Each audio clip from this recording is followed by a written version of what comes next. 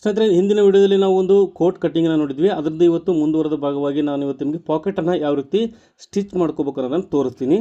ನೋಡಿ, ಮೊದಲಿಗೆ ನಾವು ಎರಡೂ ಸೈಡಿಗೂ ಕೂಡ ರೈಟು ಲೆಫ್ಟು ಎರಡಕ್ಕೂ ಒಂದೇ ಲೆವೆಲಲ್ಲಿ ನಾವು ಪಾಕೆಟನ್ನು ಮಾರ್ಕಿಂಗ್ ಮಾಡ್ಕೊಂಡಿರಬೇಕು. ನಾನು ನೋಡಿ ಒಳಗಡೆಗೆ ಮಾರ್ಕ್ ಮಾಡ್ಕೊಂಡಿದ್ದೆ. ಇವಾಗ ಬಂದು ನಾವು ಮೇಲ್ಗಡೆಯಿಂದ ಪಾಕೆಟ್ ಅಟ್ಯಾಚ್ ಮಾಡೋದ್ರಿಂದ ನೋಡಿ ನಾನು ಮೇಲ್ಗಡೆಗೆ ಮಾರ್ಕ್ ಮಾಡ್ಕೊತಾ ಇದ್ದೀನಿ. ಈ ರೀತಿ ನಿಮಗೆ ಮಾರ್ಕಿಂಗ್ ಗೊತ್ತಾಗಲಿಲ್ಲ ಅಂದರೆ ಈ ರೀತಿ ನೀವು ಸೂಜಿನ ಹಾಕ್ಕೊಂಡು ಒಂದು ಟಿಕ್ ಮಾಡ್ಕೊಳ್ಳಿ. ನೋಡಿ, ಈ ಥರ ಆ ಕಡೆ ಕೂಡ ಅಷ್ಟೇ ಎಲ್ಲಿವರೆಗೂ ಇದೆ ಅಂತೇಳಿ ನಿಮ್ಗೆ ಈಸಿಯಾಗಿ ಗೊತ್ತಾಗುತ್ತೆ. ನೋಡಿ, ಇಲ್ಲಿಂದ ಕೂಡ ಅಷ್ಟೇ ಸೇಮು ನಮಗೆ ನಾವು ಎಲ್ಲಿ ಮಾರ್ಕ್ ಮಾಡ್ಕೊಂಡಿದ್ದೀವಿ ಆ್ಯಸ್ ಇಟ್ ಈಸ್ ನಮಗೆ ಅಲ್ಲಿಗೆ ಬರುತ್ತೆ. ನೋಡಿ ಪಾಕೆಟು. ನೋಡಿ, ಇದಕ್ಕೆ ಒಂದು ಲೈನ್ ಹಾಕೋಣ. ಇಷ್ಟು ಬರುತ್ತೆ ನಮಗೆ ಪಾಕೆಟು. ನೋಡಿ, ಕೆಳಗಡೆ ಒಂದು ಲೈನು, ಮೇಲ್ಗಡೆ ಒಂದು ಲೈನು. ನೋಡಿ, ಇಲ್ಲಿವರೆಗೂ ಪಾಕೆಟ್ ಬರುತ್ತೆ. ಪಾಕೆಟ್ ಸೈಜ್ ಅಗಲ ಬಂದು ನಾನು 5 ಇಂಚ್ ಇಟ್ಟಿದ್ದೀನಿ. ಇದು 9ನೇ ಕ್ಲಾಸಿನ ಹುಡುಗನ ಕೋಟ್ ಕಟ್ಟಿಂಗು. ನೋಡಿ, ನಮಗೆ ಪಾಕೆಟ್ ಒಳಗೆ ಅಟ್ಯಾಚ್ ಮಾಡಲಿಕ್ಕೆ ಈ ಥರ ಬಟ್ಟೆ ಬೇಕು. ನೋಡಿ, ನಮಗೆ ಎಷ್ಟು ಅಂದರೆ ಸುಮಾರು 10 ಇಂಚ್ ಉದ್ದ ಇದ್ದರೆ ಸಾಕು.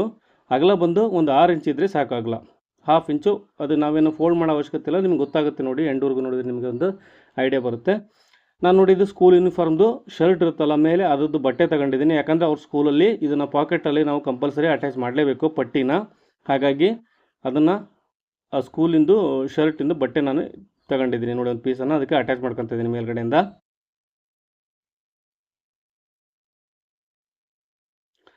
ಹಾಗೆ ನಮಗೆ ಮೇಲ್ಗಡೆಗೆ ಇನ್ನೊಂದು ಪೀಸ್ ಬೇಕು.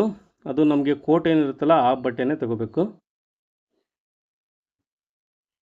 ನೋಡಿ, ಇಲ್ಲಿ ಒಂದು ಸೆಂಟ್ರಲ್ಲಿ ಒಂದು ನ್ಯಾಚ್ ಹಾಕೋಣ.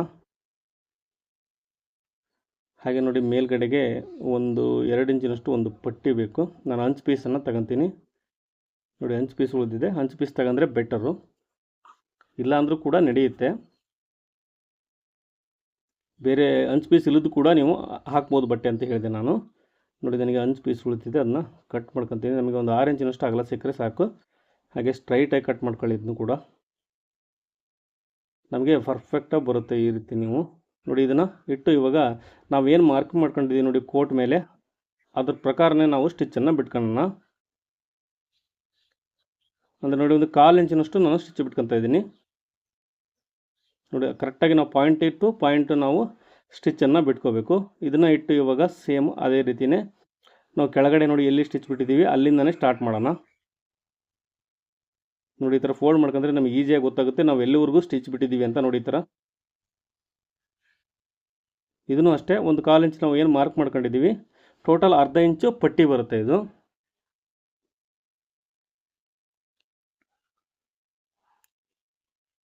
ನೋಡಿ, ಇವಾಗ ನಾವಿಲ್ಲಿ ಕಟ್ ಮಾಡ್ಕೊಳ್ಳೋಣ ಸೆಂಟ್ರಿಗೆ. ಇದನ್ನು ಓಪನ್ ಮಾಡ್ಕೋಬೇಕು. ನೋಡಿ, ಈ ಥರ 1 ಇಂಚು ಬಿಟ್ಟು ಓಪನ್ ಮಾಡ್ಕೊಳ್ಳಿ, ಆ ಕಡೆ ಸೈಡ್ ಈ ಕಡೆ ಸೈಡು. ನೋಡಿ, ನಾವು ಒಳಗಡೆಯಿಂದ ಇವಾಗ ಇದನ್ನು ಕಟ್ ಮಾಡ್ಕೊಳ್ಳೋಣ. ಸ್ಟ್ರೈಟಾಗಿ ಕಟ್ ಮಾಡ್ಕೊಂಡು ಲಾಸ್ಟ್ ಈ ಥರ ಮೂಲಿ ಎಲ್ಲ ಕಟ್ ಮಾಡ್ಬೇಕು. ನೋಡಿ, ಎರಡು ಕಡೆಗೆ ನಾವು ಎರಡು ಸೈಡು. ನೋಡಿ, ನಮಗೆ ಪರ್ಫೆಕ್ಟಾಗಿ ಪಟ್ಟಿ ಬರ್ಬೇಕಂದ್ರೆ ಈ ರೀತಿ ಕಟ್ ಮಾಡ್ಕೋಬೇಕು ನಾವು.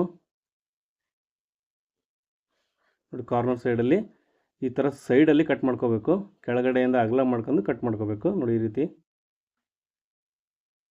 ಈ ರೀತಿ ನಾವು ಕರೆಕ್ಟಾಗಿ ಕಟ್ ಮಾಡಿದರೆ ಕರೆಕ್ಟಾಗಿ ಫಿನಿಶಿಂಗ್ ಬರುತ್ತೆ, ಇಲ್ಲ ಅಂದರೆ ಕರೆಕ್ಟಾಗಿ ಫಿನಿಶಿಂಗ್ ಬರಲ್ಲ. ನೋಡಿ, ಇವಾಗ ನಾವು ಇದಕ್ಕೆ ಒಂದು 1/2 ಇಂಚು ಪಟ್ಟಿ ಮಾಡೋಣ. ನೋಡಿ, ನಾವು 1/4 ಇಂಚು ಮೇಲ್ಗಡೆದು ಕೆಳಗಡೆದು ಸ್ಟಿಚಿಂಗಲ್ಲಿ ಯೂಸ್ ಮಾಡಿದ್ದೀವಿ ಅಂದರೆ 1/2 ಇಂಚ್ ಪಟ್ಟಿ ಮಾತ್ರ ಬರುತ್ತೆ. ಅಲ್ಲಿ ಜಾಸ್ತಿ ಪಟ್ಟಿ ಮಾಡಿದರೂ ಕೂಡ ಅದು ಫಿನಿಶಿಂಗ್ ಬರಲ್ಲ. ನಾವು ಎಷ್ಟು ಯೂಸ್ ಮಾಡಿದ್ದೀವಿ ಸ್ಟಿಚ್ ಬಿಡಬೇಕಾದ್ರೆ ಅಷ್ಟನ್ನೇ ಮಾತ್ರ ಫೋಲ್ಡ್ ಮಾಡ್ಕೋಬೇಕು. ನೋಡಿ, ಈ ಥರ ಪಟ್ಟಿ ಕಾಣಬೇಕು ಮೇಲ್ಗಡೆ ನಮಗೆ. ಅದು ಸ್ಕೂಲ್ ಯೂನಿಫಾರ್ಮ್ದು ಶರ್ಟಿನ ಪಟ್ಟಿ ಇದು. ಹಾಗೆ ನೋಡಿ, ಇನ್ನೊಂದು ಸ್ಟಿಚ್ಚನ್ನು ಬಿಡ್ತಾಯಿದ್ದೀನಿ ನಾನು ಮೇಲ್ಗಡೆಗೆ. ಬೇಕಾದರೆ ನೋಡಿ, ಇದಕ್ಕೆ ನೀವು ಕ್ಯಾನ್ವಾಸನ್ನು ಕೂಡ ಅಟ್ಯಾಚ್ ಮಾಡ್ಬೋದು. ನೋಡಿ, ನಾನಿವಾಗ ಒಳಗಡೆ ಹಾಕ್ತಾಯಿದ್ದೀನಿ ಎರಡನ್ನೂ.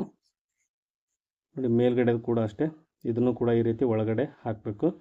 ನೋಡಿ, ನಮಗೆ ಕರೆಕ್ಟಾಗಿ ಕಾಣಿಸ್ತಾ ಇದೆ, ಎಷ್ಟು ನೀಟಾಗಿ ಕಾಣ್ತಾ ಇದೆ ಅಂತ ಗೊತ್ತಾಗುತ್ತೆ ನಿಮಗೆ. ನೋಡಿ, ಎಷ್ಟು ಪರ್ಫೆಕ್ಟಾಗಿ ಬಂದಿದೆ ಅಂತೇಳಿ. ನಾನು ಐರನ್ ಕೂಡ ಮಾಡಿಲ್ಲ, ಡೈರೆಕ್ಟಾಗಿ ನಿಮಗೆ ತೋರಿಸ್ತಾ ಇದ್ದೀನಿ. ನೋಡಿ, ನಾವು ಇವಾಗ ಕಾರ್ನರ್ ಸೈಡಲ್ಲಿ ಏನು ನಾವು ಕಟ್ ಮಾಡಿದ್ದೀವಿ ಇದನ್ನು ಒಳಗಡೆ ಹಾಕಿ ಸ್ಟಿಚ್ ಮಾಡ್ಕೋಬೇಕು ಈ ರೀತಿ. ನೋಡಿ, ಈ ರೀತಿ ನಾವು ಸ್ಟಿಚ್ ಮಾಡ್ಕೋಬೇಕು ಅದನ್ನು ಸೈಡಲ್ಲಿ. ಅದು ಕೇಳಲ್ಲ. ಆ ರೀತಿ ಇದ್ದರೆ ನಿಮಗೆ ಈ ಥರ ಒಂದು ಸ್ಟಿಚ್ ಬಿಟ್ಕೊಂಡ್ರೆ ನಮಗೆ ರಫ್ ಮಾಡ್ಕೋಬೇಕು. ಈ ಸೈಡ್ ಕೂಡ ಅಷ್ಟೇ ನೋಡಿ, ಸೇಮು ಇದನ್ನು ಒಳಗಡೆಗೆ ಹಾಕಿ ಒಂದು ಸ್ಟಿಚ್ಚನ್ನು ಬಿಟ್ಕೊಳ್ಳೋಣ. ನೋಡಿ, ಇದನ್ನೇನು ನಾವು ಒಳಗಡೆ ಇರುತ್ತೆ, ಹಾಗಾಗಿ ಇದನ್ನೇನು ಫೋಲ್ಡ್ ಮಾಡಿ ಪಾಕೆಟ್ ಮಾಡೋ ಅವಶ್ಯಕತೆ ಇಲ್ಲ. ನೋಡಿ, ಈ ರೀತಿ ಕಾಣಿಸ್ತಾ ಇದೆ, ಓಪನ್ ಆಗ್ತಿದೆ. ನೋಡಿ ಇದನ್ನು ಈ ರೀತಿ ನಾವು ಫೋಲ್ಡ್ ಮಾಡಿ ಸೈಡ್ ಸ್ಟಿಚ್ ಬಿಟ್ಕೊಂಡ್ರೆ ಸಾಕು. ಯಾಕಂದರೆ ಇದು ಅದ್ರ ಮೇಲೆ ಒಂದು ಲೈನಿಂಗ್ ಬಟ್ಟೆ ಬರೋದ್ರಿಂದ ಅದನ್ನು ನಮಗೇನು ಅವಶ್ಯಕತೆ ಇಲ್ಲ. ಬೇಕಾದ್ರೆ ನೋಡಿ ಇಲ್ಲಿ ಒಂದು ಸ್ಟಿಚ್ ಬಿಟ್ಕೋಬೋದು. ಇವಾಗ ನಾನು ಮೇಲ್ಗಡೆಯಿಂದ ಸ್ಟಿಚ್ ಬಿಡ್ತಿದ್ದೀನಿ. ಕೆಳಗಡೆ ಕರೆಕ್ಟಾಗಿರ್ಬೇಕು ನೋಡಿ, ನಾವು ಫೋಲ್ಡಿಂಗ್ ಮಾಡಿದ್ವಲ್ಲ ಇವಾಗ ಪಾಕೆಟ್ ಬಟ್ಟೆ ಅದು ಈಕ್ವಲ್ ಆಗಿರಬೇಕು. ಹಾಗೆ ಕೆಳಗಡೆ ಕೂಡ ಎಕ್ಸ್ಟೆಂಡ್ ಆಗಬಾರ್ದು. ಅದು ಕೆಳಗಡೆ ಪಟ್ಟಿ ಬಂತು ಅಂದರೆ ನಿಮಗೆ ಅದು ಪ್ರಾಬ್ಲಮ್ ಆಗುತ್ತೆ, ಮತ್ತು ಅದನ್ನ ಕಟ್ ಮಾಡಿ ತೆಗಿಬೇಕು. ಯಾಕಂದರೆ ನಾವು ಲೈನಿಂಗ್ ಅಟ್ಯಾಚ್ ಮಾಡಿದಾಗ ಅಲ್ಲಿ ಸುಕ್ಕಾಗುತ್ತೆ. ನೋಡಿ ಈ ಥರ ನಾನು ಎರಡು ಕಡೆ ಕೂಡ ಒಂದು ಮೇಲ್ಗಡೆ ಒಂದು ಸ್ಟಿಚ್ ಬಿಟ್ಕೊಂಡು ರಫ್ ಮಾಡ್ಕೊಂಡಿನಿ. ಇವಾಗ ಇದಕ್ಕೆ ಒಂದು ಹೊಲಿಗೆ ಹಾಕೋಣ. ನೋಡಿ ಇದನ್ನು ಟರ್ನ್ ಮಾಡೋ ಅವಶ್ಯಕತೆ ಏನಿಲ್ಲ, ಯಾಕಂದರೆ ಇದು ಒಳಗಡೆ ಇರುತ್ತೆ. ಬೇಕಾದರೆ ನೀವು ಓರ್ಲಾಕಿದ್ರೆ ಓರ್ಲಾಕ್ ಮಾಡ್ಬೋದು ಒಳಗಡೆಗೆ.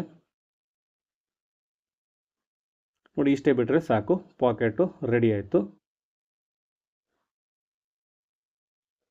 ನೋಡಿ ನಿಮಗೆ ಕಟಿಂಗ್ ವಿಡಿಯೋ ಕೂಡ ಹಾಕಿದ್ದೀನಿ. ಐ ಹೋಪ್ ನಿಮಗೆ ಈ ವಿಡಿಯೋ ಇಷ್ಟ ಆಗಿದೆ ಅಂದ್ಕೊಂಡಿದ್ದೀನಿ. ದಯವಿಟ್ಟು ಇಷ್ಟ ಆದರೆ ಲೈಕ್ ಮಾಡಿ. ಹಾಗೆ ಕಟಿಂಗ್ ವಿಡಿಯೋ ನೋಡಿಲ್ಲ ಅಂದರೆ ದಯವಿಟ್ಟು ನೋಡಿ. ಫುಲ್ ವಿಡಿಯೋ ಕೂಡ ಹಾಕ್ತೀನಿ. ನಾನು ನಿಮಗೆ ಇವತ್ತು ಪಾಕೆಟನ್ನು ಮಾಡೋದು ಯಾವ ರೀತಿ ಅಂತ ಮಾತ್ರ ತೋರಿಸಿದ್ದೀನಿ. ನೋಡಿ ಪಾಕೆಟು ಈ ರೀತಿ ಆಯಿತು.